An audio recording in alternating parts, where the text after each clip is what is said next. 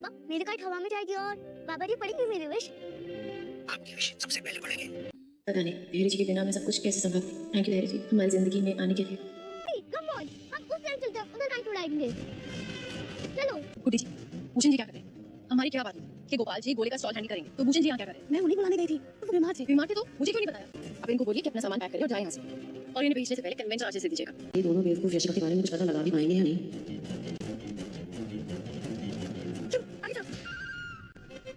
ये सब क्या हो गया? तुम लोग तो यशिका के घर गए थे ना? गए थे, लेकिन वहीं पे सिक्योरिटी गार्ड ने हमें रोक दिया। रोटी बुद्धि सुनी नहीं रही थी बात। ऊपर से चोर कह रही थी, चोर। और मुझे ये बताओ यशिका के बारे में क्या पता चला तुम दोनों को? हाँ, क्या जो उसका वो एड्रेस था वो यशिका का एड्रेस नहीं था, मतलब वो घर किसी भरना नाम की ओनर का था। एड्रेस नकली था, पता चला ना?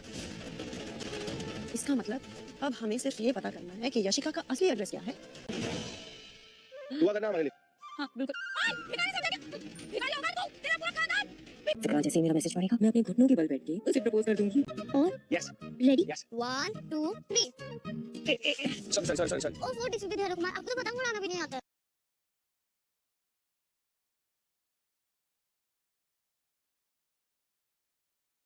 आज दुनिया की कोई भी ताकत विक्रांत को मेरा होने से नहीं रोक पाएगी। विक्रांत मेरा मैसेज पढ़ ही नहीं पाया। पहले गोला देना, पहले 20 रुपए देना। ये लो। अरे पैसे वापस सीधे बचोगे। अभी ना गोला रख दो, हम गोले का स्टॉल बंद हो रहा है। मैंने आपको मना किया था, स्टॉल बंद करने के लिए कहा था। चलिए बंद करिए। मैडम जी ऐसे कैसे बंद कर दे? सामान आ चुका है, ऐसे कैसे करते हैं? मम्मा बंद करने की जरूरत नहीं है, आप बेचो जी गोली, कोई बात नहीं। अरे तो कुछ भी बोलती है। बेटा ना वो कट जाइए प्लीज, जल्दी कुछ करो ना प्लीज मम्मा, ऐसे तो मेरी विश बाबा जी तक पहुंच नहीं पाएगी। अरे ऐसे कैसे आपकी बाबा जी तक नहीं पहुंचेगी? मम्मा है ना, देखो ठीक है आपकी गाड़ी।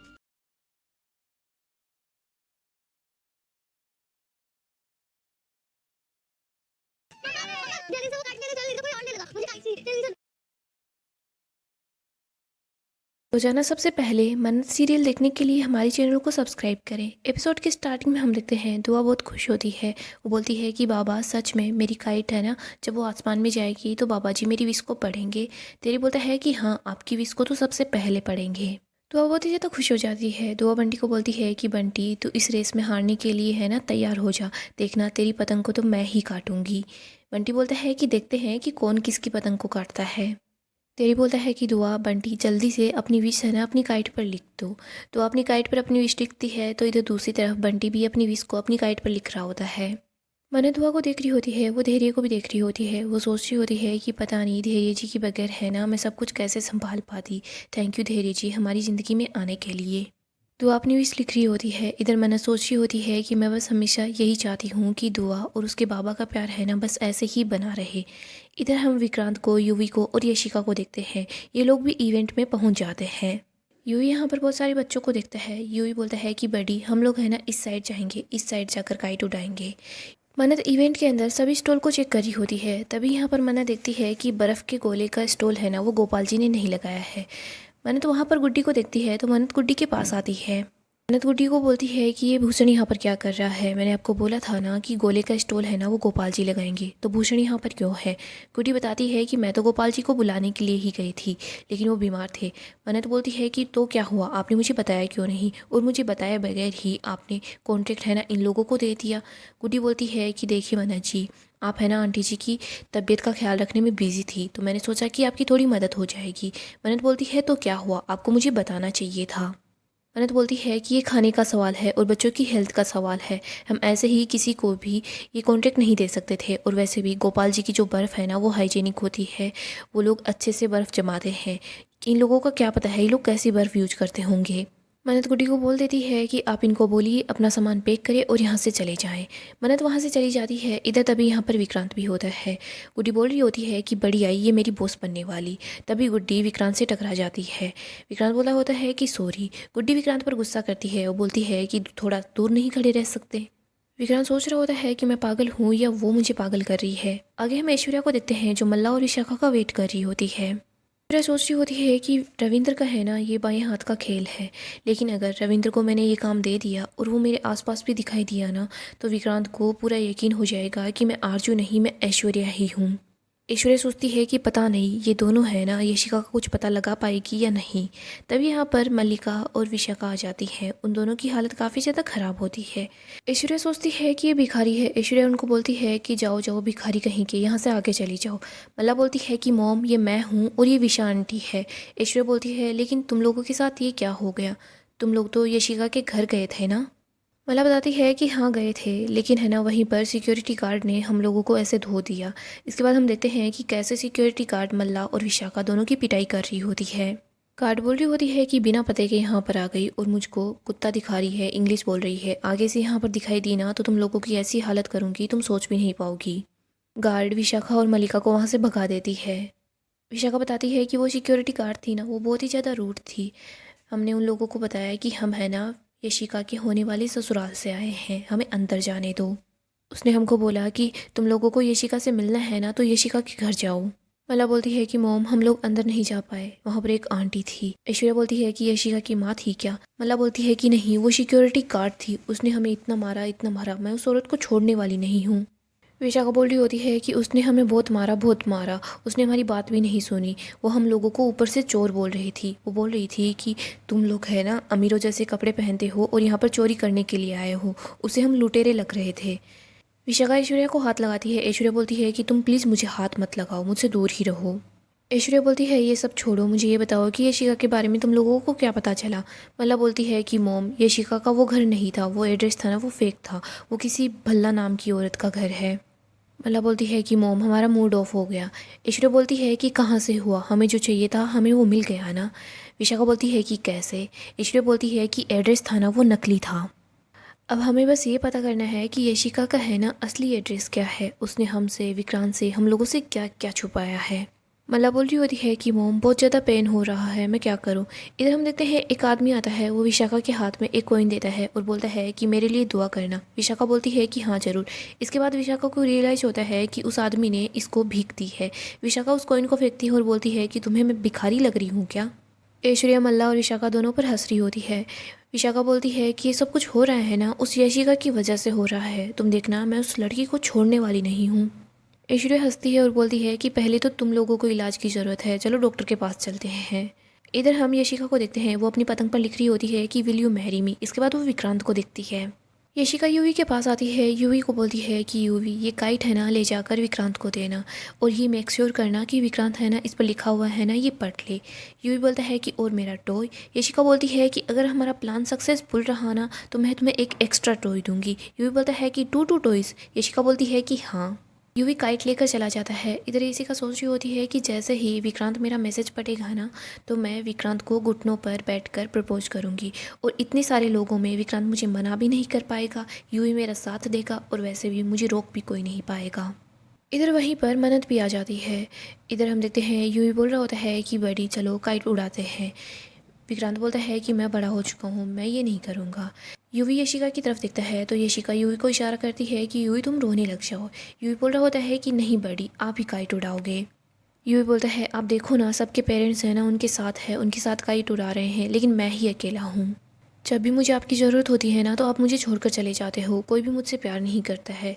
यूवी रोने लग जाता है और बोलता है कि कोई मुझसे प्यार नहीं करता। विक्रांत बोलता है कि आपका बड़ी है ना इस दुनिया में सबसे ज़्यादा आपसे ही प्यार करता है। विक्रांत बोलता है कि आप पहली बार जब मेरे पास आए थे ना तो आप बिल्कुल छोटे से थे, डायपर के अंदर थे और तब है ना तब से लेकर आज तक मैंने सिर्फ आपसे ही प्यार किया है। यूवी अगर तुम नहीं होते ना तो शायद ये बड़ी भी नहीं होता। इन 7 सालों में जितना प्यार तुमने मुझसे किया है ना उतना शायद किसी ने मुझे प्यार नहीं दिया और ये बड़ी है ना हमेशा आपसे प्यार करेगा, कभी ऐसा मत सोचना कि मैं तुमसे प्यार नहीं करूँगा। इसके बाद विक्रांत यूवी को गले लगा लेता है। यूवी बोलता है कि आप मेरे साथ काइट उड़ाओगे प्लीज़। विक्रांत बोलता है कि आपको सब कुछ है ना बहुत अच्छे से पता है। यूवी हंसने लग जाता है। विक्रांत बोलता है कि हंसो मत अब। विक्रांत बोलता है कि चलो हम उस तरफ जाते हैं। विक्रांत और यूवी वहाँ से चले जाते हैं। इधर यशिका सोच रही होती है कि यूवी का जो इमोशनल ड्रामा है ना ये तो काम कर ही गया है, अब बस विक्रांत जल्दी से मैसेज पढ़ ले। इधर हम दुआ को और धैर्य को देखते हैं। धैर्य और दुआ दोनों मिलकर पतंग उड़ाने की कोशिश करते हैं। दुआ ने अपनी पतंग पर लिखा होता है कि बाबा जी आप जल्दी से है ना मेरी नानी माँ को ठीक कर दीजिए। धैर्य से पतंग नहीं उड़ पाती, वो बोल रहा होता है कि सॉरी फिर से ट्राई करें। तो बोलती है कि ओफो डीसीपी धैर्य कुमार आपको तो पतंग उड़ाना भी नहीं आता है। धैर्य बोलता है कि देखो मैं कोशिश कर रहा हूँ ना, एक बार फिर से ट्राई करते हैं। धैर्य फिर से ट्राई करता है लेकिन पतंग नहीं उड़ पाती। तो अब बोलती है कि ओफो बाबा, ऐसे तो मेरा मैसेज है ना बर्ड्स तक नहीं पहुंच पाएगा, बाबा जी तक कैसे पहुंचेगा। इधर हम देखते हैं बंटी और उसके बाबा दोनों हंस रहे होते हैं। तो अब बोलती है कि बाबा आप फोकस करो, इस बार है ना पतंग नीचे नहीं गिरनी चाहिए। इस बार धैर्य की पतंग उड़ जाती है। दुआ बहुत ही ज़्यादा खुश हो जाती है। इधर हम यूवी को और विक्रांत को देखते हैं, वो लोग भी पतंग उड़ाने की कोशिश कर रहे होते हैं। विक्रांत यूवी को बोल रहा होता है कि तुम पीछे की तरफ जाओ। इधर एचिका सोचती है कि बस विक्रांत जल्दी से ये मैसेज पढ़ ले, लेकिन विक्रांत पतंग की तरफ नहीं देख रहा होता है, वो इधर उधर ही देख रहा होता है। एचिका सोच रही होती है कि विक्रांत एक बार ये मैसेज पढ़ लेगा ना तो दुनिया की कोई भी ताकत मुझे और विक्रांत को एक होने से नहीं रोक सकती। मानत भी वहीं पर पास में ही होती है। इधर विक्रांत पतंग उड़ा लेता है लेकिन विक्रांत की आंखों में कुछ गिर जाता है, जिसकी वजह से विक्रांत पतंग पर लिखा हुआ कुछ पढ़ भी नहीं पाता। यशिका सोच रही होती है कि ओ गॉड, विक्रांत तो मेरा मैसेज पढ़ ही नहीं पाया। इधर हम दुआ और धैर्य को देखते हैं, वो दोनों पतंग उड़ा रहे होते हैं। धैर्य बहुत ज़्यादा खुश होता है। दुआ भी बोल रही होती है कि बाबा बहुत मज़ा आ रहा है, पतंग को और ऊपर जाने दो। धैर्य बोलता है कि अच्छा लग रहा है ना, तो वो बोलती है कि हाँ। दुआ देखती है कि एक पतंग है वो उन लोगों की पतंग के पास आ रही है। तो वो बोलती है कि बाबा देखो वो पतंग है ना हमारी पतंग को काट देगी। इधर हम देखते हैं यूवी बोल रहा होता है कि बड़ी देखो वो पतंग हमारी पतंग के पास है, वो पतंग हमारी पतंग को काट देगी। विक्रांत बोलता है कि 1 सेकेंड। इधर हम देखते हैं धैर्य बोल रहा होता है कि दुआ बिल्कुल फिक्र मत करो, आपकी काइट है ना बच जाएगी। तो अब बोलती है कि बाबा ऐसे तो मेरी काइट है ना बाबा जी तक पहुंच ही नहीं पाएगी, प्लीज़ बाबा यार आप ये क्या कर रहे हो। ये बोलता है कि तुम बिल्कुल फिक्र मत करो। तो अब बोल रही होती है कि बाबा आप तो सुपर कोप हो तो आपको तो पतंग उड़ानी आना चाहिए ना।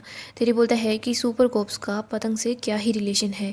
इधर हम देखते हैं यूवी बोल रहा होता है कि बड़ी जल्दी से उस पतंग को काट दो काट दो। तो अब बोलती है कि अब तो हमारी पतंग को सिर्फ एक ही इंसान बचा सकता है। तो अब बोल रही होती है कि मम्मा, वो अपनी मम्मा को जोर से आवाज़ लगाती है। इधर हम मन्नत को देखते हैं, वो गोले के स्टूल के पास आ जाती है। यहीं पर कुछ बच्चे होते हैं जो गोला खरीद रहे होते हैं। गुड्डी बोलती है कि लाओ पैसे दे दो। गुड्डी उन लोगों से पैसे ले लेती है। मन्नत बोलती है कि बच्चों के सारे पैसे वापस दो। मन्नत बच्चों को बोलती है कि ये स्टॉल है ना जल्दी ही बंद होने वाला है। मन्नत गुड्डी को बोलती है कि मैंने आपसे बोला था ना कि इस स्टॉल को यहाँ से हटा दो। मन्नत स्टॉल वालों को भी बोल देती है कि मैं बोल रही हूँ वैसा ही करो, जल्दी से स्टॉल को बंद करो। वो बोलते हैं कि मैडम यहाँ पर सामान आ चुका है कि स्टॉल कैसे बंद हो सकता है। मन्नत गुड्डी को बोल देती है कि गुड्डी जी मैं जैसा बोल रही हूँ वैसा होना चाहिए, यहाँ से एक भी बच्चा गोला नहीं खाएगा। इधर हम देखते हैं दुआ अपनी मम्मा को आवाज़ लगा रही होती है। वो बोल रही होती है कि मम्मा प्लीज़ जल्दी आ जाओ। तो मन्नत वहाँ से चली जाती है। गुड्डी स्टॉल वालों को बोल रही होती है कि कुछ नहीं है, वो अपने आप को पता नहीं क्या समझती है, आप बस आराम से गोले बेचो। इसके बाद गुड्डी बाकी बच्चों को भी पास बुला लेती है और बोलती है कि चलो आराम से गोले खाओ। मन्नत दुआ के पास आ जाती है। दुआ बोलती है कि मम्मा ऐसे तो मेरी विश है ना बाबा जी तक पहुंच ही नहीं पाएगी, बाबा को तो काइट उड़ानी ही नहीं आती, देखो ना वो काइट है ना हमारी काइट को काट देगी।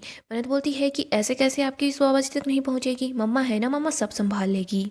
मन्नत पतंग को उड़ाना शुरू कर देती है। तो बोल रही होती है कि मम्मा ढील दो। इधर हम देखते हैं यूवी बोल रहा होता है कि बड़ी वो हमारी पतंग को कभी भी काट सकते हैं, आप हमारी पतंग को और ऊपर लेकर जाओ।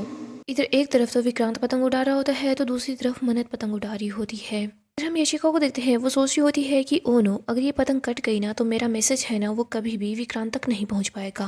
विक्रांत अपनी डोर को काट रहा होता है। यशिका बोलती है कि नहीं नहीं, तुम सोचो ना यूवी को कितना बुरा लगेगा, तुम उस पतंग को काट दो। इधर दुआ अपनी मम्मा को बोल रही होती है कि मम्मा जल्दी करो वरना हम हार जाएंगे, मम्मा कुछ तो करो हम हार जाएंगे। यहाँ पर मन्नत विक्रांत की पतंग को काट देती है। मन्नत दुआ सभी लोग बहुत ज़्यादा खुश हो जाते हैं। तो बोल रही होती है कि मम्मा मुझे वो वाली काइट चाहिए, जल्दी चलते हैं ना काइट लेकर आते हैं। मन्नत बोलती है कि मम्मा के होते हुए ऐसा कौन कर सकता है। मन्नत डोर धैर्य को पकड़ा देती है और दुआ के साथ काइट लेने के लिए चली जाती है। इधर हम यशिका को देखते हैं जो अपसेट हो जाती है। वो सोचती है कि मेरा प्लान है ना वो तो फेल हो गया, लेकिन अगर विक्रांत उस पतंग को वापस लेकर आएगा ना तो उस मैसेज को पढ़ सकता है। यशिका बोलती है कि यूवी तुम्हें पता है क्या पतंग वापस लाने का कंपटीशन, तुम अपने बड़ी के साथ जाओ और उस पतंग को वापस लेकर आ जाओ। विक्रांत और यूवी दोनों वहाँ से चले जाते हैं पतंग वापस लाने के लिए। आगे हम देखते हैं एक तरफ तो मन्नत और दुआ दोनों दौड़ रही होती है पतंग वापस लाने के लिए, तो दूसरी तरफ यूवी और विक्रांत ये दोनों आते हैं पतंग लाने के लिए। गाइस डेली अपडेट के लिए आप हमारे चैनल को सब्सक्राइब करें, साथ ही साथ वीडियो को लाइक भी कर दें।